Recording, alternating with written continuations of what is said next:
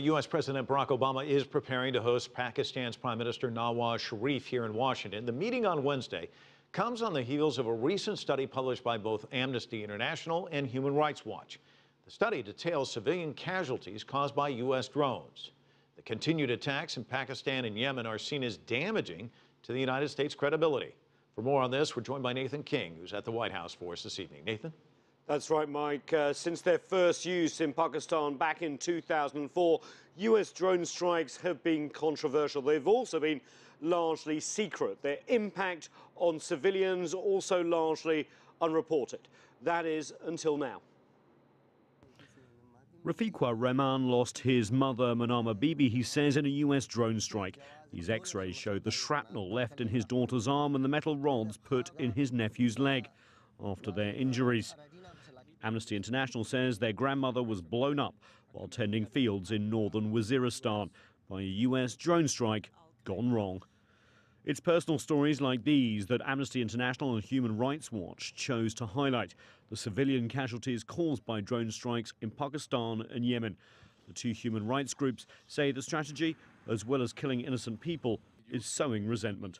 When you talk to people who've been victims of these attacks, whose family members have suffered from these attacks, they really have a lot of hostility towards the U.S., or at the very least feel that the U.S. is potentially as dangerous to them as al-Qaeda is. And that's a really terrible situation to be in.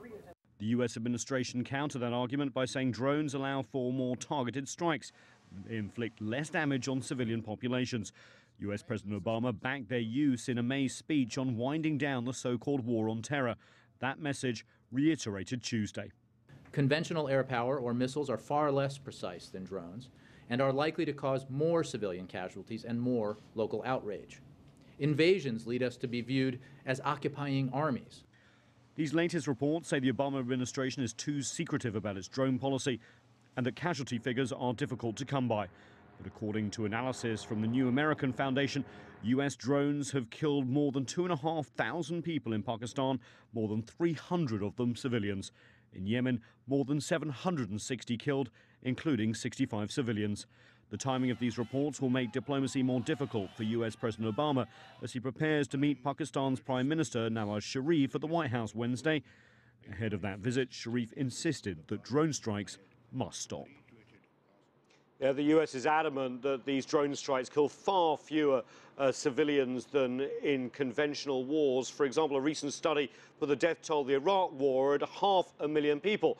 The civilians killed in drones could not amount to more than a few thousand. But there are other issues here that make them potentially illegal. Sovereignty issues. These pilotless planes can fly across national boundaries, fire their weapons undetected, and then leave without consequences to the U.S., but the consequences stay on the ground, Mike.